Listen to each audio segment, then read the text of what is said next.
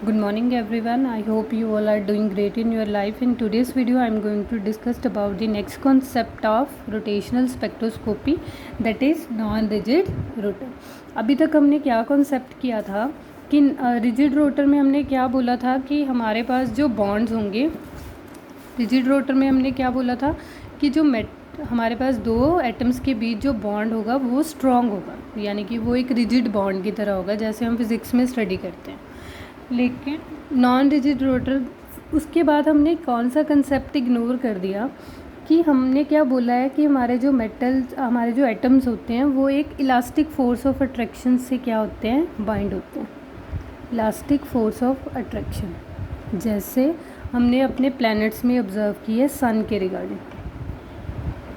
सन और अर्थ के बीच में कोई सॉलिड डंडा नहीं है, सिर्फ एक अट्रैक्शन है, ग्रेविटेशनल फोर्स ऑफ अट्रैक्शन, जिसकी वजह से हमारी अर्थ जब सन के अराउंड रिवॉल्व करती है तो वो हमारी अर्थ का पाथ क्या होता है, एलिप्टिकल होता है, क्योंकि क्या काम कर रही है, सेंट्रीफ्यूगल फोर्स।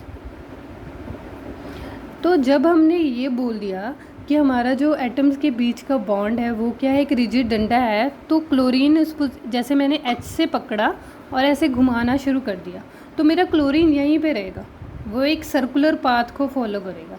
लेकिन एलिप्टिकल पाथ को फॉलो तभी किया जा सकता है जब हमारा जो दोनों के बीच क्या है, एक इलास्टिक फोर्स ऑफ अट्रैक्शन।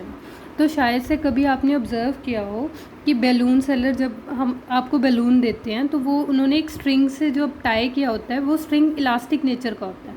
तो जब आप बलून को घुमाते हो तो बलून का रेडियस क्या होता है, सर्कुलर पाथ थोड़ी ना होता है, क्योंकि जैसे ही आप उस बलून को घुमाते हो वो स्ट्रिंग थोड़ा सा स्ट्रेच हो जाता है और वो आगे की तरफ चला जाता है बैलून। तो इसी वे में तो यहाँ पर भी हमने क्या इग्नोर कर दिया था, हमारा इलास्टिक फोर्स ऑफ अट्रैक्शन।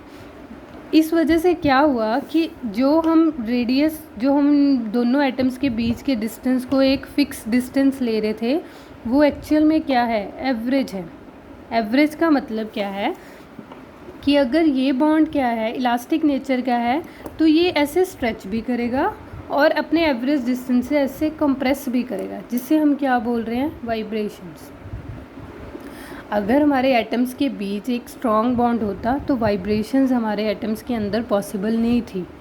इसका मतलब सेकंड हमने जो अभी हमने कंसीडर किया था, अब हम उसे डिनाई करेंगे और नया कॉन्सेप्ट इंट्रोड्यूस करेंगे with the help of non rigid rotor. तो इसका मतलब हमने क्या चीज़ चेंजेस कर दी, सबसे पहले हमने क्या चेंज किया कि बॉन्ड हमारे क्या हैं, इलास्टिक नेचर के हैं, कोई रिजिड बॉन्ड एग्जिस्ट नहीं कर रहा। अगर इलास्टिक नेचर के हैं तो उनकी टेंडेंसी है वो वाइब्रेट करेंगे, वो इलास्टिक नेचर के होंगे, स्ट्रेच भी होंगे और कंप्रेस भी होंगे along with respect to their average position. तो इसका मतलब जो हमारा मोशन होगा वो हार्मोनिक मोशन की तरह होगा, कोई रिजिड मोशन नहीं होगा। तो यहाँ पर हमारे पास जो कॉन्सेप्ट था, हमने रोटेशनल जो स्पेक्ट्रा लिया था उसके लिए हमारे पास जो वैल्यूज़ थी वो आई पे डिपेंड कर रही थी। आगे आई हमारा किस पे डिपेंड कर रहा है, म्यू आर स्क्वायर।